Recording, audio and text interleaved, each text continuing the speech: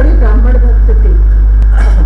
उनमें बड़ी उदारता भी थी और वे अपने कुल वृद्धों की नित्य निरंतर सेवा करने वाले थे। सबसे बड़ी बात तो यह थी कि उनका चित्त भगवान श्री कृष्ण में लगा रहता था। फिर उनसे ब्राह्मणों का अपराध कैसे बढ़ गया और क्यों ब्राह्मणों ने उन्हें शाप दिया? भगवान के परम प्रेमी विप्रवर उस शाप का कारण क्या था और क्या स्वरूप था? समस्त यदुवंशियों के आत्मा, स्वामी और प्रियतम एकमात्र भगवान श्री कृष्ण ही थे। फिर उनमें फूट कैसे हुई? दूसरी दृष्टि से देखें तो वे सब ऋषि अद्वैतदर्शी थे। फिर उनकी ऐसी भेद दृष्टि कैसे हुई?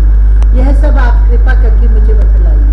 श्री सुखदेव जी ने कहा, भगवान श्री कृष्ण ने वह शरीर धारण करके जिसमें संपूर्ण सुंदर पदार्थों का सन्निवेश था, नेत्रों में मृगनयन, कंधों में सिंह स्थान, करों में करिकर, चरणों में कमल आदि का विन्यास था, पृथ्वी में मंगलमय कल्याणकारी कर्मों का आचरण किया। वे पूर्ण काम प्रभु द्वारका धाम में रहकर क्रीड़ा करते रहे और उन्होंने अपनी उदार कीर्ति की स्थापना की। जो कीर्ति स्वयं अपने आश्रय तक का दान कर सके वह उदार है। अंत में श्री हरि ने अपने कुल के संहार की इच्छा की, क्योंकि अब पृथ्वी का भार उतरने में इतना ही कार्य शेष रह गया था। भगवान श्री कृष्ण ने ऐसे परम मंगलमय और पुण्य प्रापक कर्म किए जिनका गान करने वाले लोगों के सारे कलिमल नष्ट हो जाते हैं। अब भगवान श्री कृष्ण महाराज उग्रसेन की राजधानी द्वारकापुरी में वसुदेव जी के घर यादवों का संहार करने के लिए काल रूप से ही निवास कर रहे थे। उस समय उनके विदा कर देने पर विश्वामित्र, असित, कण्व, दुर्वासा, भृगु, अंगिरा, कश्यप, वामदेव, अत्रि, वशिष्ठ और नारद आदि बड़े बड़े ऋषि द्वारका के पास ही पिंडारक क्षेत्र में जाकर निवास करने लगे थे। एक दिन यदुवंश के कुछ उद्दंड कुमार खेलते खेलते उनके पास जाने लगे। उन्होंने बनावटी नम्रता से उनके चरणों में प्रणाम करके प्रश्न किया। वे जाम्बवती नंदन सांब को स्त्री के वेश में सजाकर ले गए और कहने लगे, ब्राह्मणों, यह कजरारी आंखों वाली सुंदरी गर्भवती है। यह आपसे एक बात पूछना चाहती है, परंतु स्वयं पूछने में सकुचाती है। आप लोगों का ज्ञान अमोघ अभाग है, आप सर्वज्ञ हैं। इसे पुत्र की बड़ी लालसा है और अब प्रसव का समय निकट आ गया है। आप लोग बताइए, यह कन्या जनेगी या पुत्र? परीक्षित उन कुमारों ने इस प्रकार उन ऋषि मुनियों को धोखा देना चाहा। तब वे भगवत प्रेरणा से क्रोधित हो उठे। उन्होंने कहा, मूर्खों, यह एक ऐसा मूसल पैदा करेगी जो तुम्हारे कुल का नाश करने वाला। मुनियों की यह बात सुनकर वे बालक बहुत ही डर गए। उन्होंने तुरंत सांब का पेट खोलकर देखा तो सचमुच उसमें एक लोहे का मूसल मिला। अब तो वे पछताने लगे और कहने लगे, हम बड़े अभागे हैं। देखो, हम लोगों ने यह क्या अनर्थ कर डाला। अब लोग हमें क्या कहेंगे? इस प्रकार वे बहुत ही घबरा गए तथा मूसल लेकर अपने निवास स्थान में गए। उस समय उनके चेहरे फीके पड़ गए थे, मुख कुम्हला गए थे। उन्होंने भरी सभा में सब यादवों के सामने ले जाकर वह मूसल रख दिया और राजा उग्रसेन से सारी घटना कह सुनाई। राजन, जब सब लोगों ने ब्राह्मणों के शाप की बात सुनी और अपनी आंखों से उस मूसल को देखा, तब सब के सब द्वारकावासी विस्मित और भयभीत हो गए, क्योंकि वे जानते थे कि ब्राह्मणों का शाप कभी झूठा नहीं होता। यदुराज उग्रसेन ने उस मूसल को चूरा चूरा करा डाला और उस चूरे तथा लोहे के बचे हुए छोटे टुकड़े को समुद्र में फेंकवा दिया। इसके संबंध में उन्होंने भगवान श्री कृष्ण से कोई सलाह न ली, ऐसी ही उनकी प्रेरणा थी।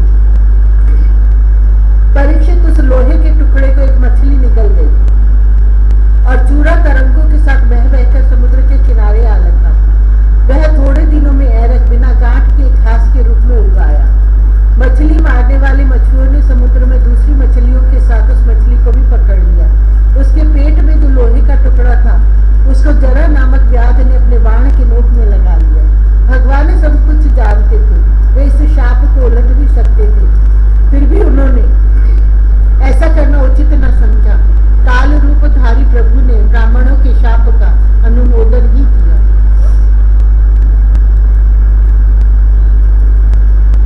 दूसरा अध्याय। वसुदेव जी के पास श्री नारद जी का आना और उन्हें राजा जनक तथा 9 योगीश्वरों का संवाद सुनाना। श्री सुखदेव जी कहते हैं, गुरु नंदन, देव ऋषि नारद के मन में भगवान श्री कृष्ण की सन्निधि में रहने की बड़ी लालसा थी। इसलिए वे श्री कृष्ण के निज बाहुओं से सुरक्षित द्वारका में, जहाँ दक्ष आदि के शाप का कोई भय नहीं था, विदा कर देने पर भी पुनः पुनः आकर प्राय रहा ही करते थे। राजन, ऐसा कौन प्राणी है जिसे इंद्रिया तो प्राप्त हो और वह भगवान के ब्रह्मा आदि बड़े बड़े देवताओं के भी पास्य चरण कमलों की दिव्य गंध, मधुर मकरंद रस, अलौकिक रूप माधुरी, सुकुमार स्पर्श और मंगलमय ध्वनि का सेवन करना न चाहे, क्योंकि यह बेचारा प्राणी सब और से मृत्यु से ही घिरा हुआ है। एक दिन की बात है, देव ऋषि नारद वसुदेव जी के यहाँ पधारे। वसुदेव जी ने उनका अभिवादन किया तथा आराम से बैठ जाने पर विधि पूर्वक उनकी पूजा की और इसके बाद पुनः प्रणाम करके उससे यह बात कही। वसुदेव जी ने कहा, संसार में माता पिता का आगमन पुत्रों के लिए और भगवान की ओर अग्रसर होने वाले साधु संतों का पदार्पण प्रपंच में उलझे हुए दीन दुखियों के लिए बड़ा ही सुखकर और बड़ा ही मंगलमय होता है। परंतु भगवान, आप तो स्वयं भगवानमय भगवत स्वरूप है। आपका चलना फिरना तो समझ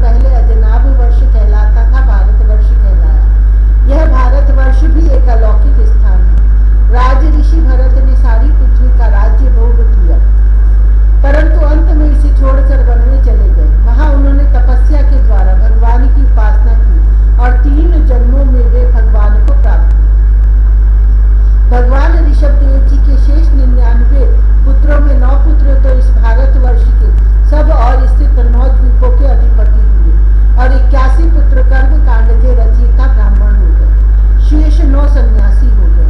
वे बड़े ही भाग्यवान थे। उन्होंने आत्मविद्या के संपादन में बड़ा परिश्रम किया था और वास्तव में वे उसमें बड़े निपुण थे।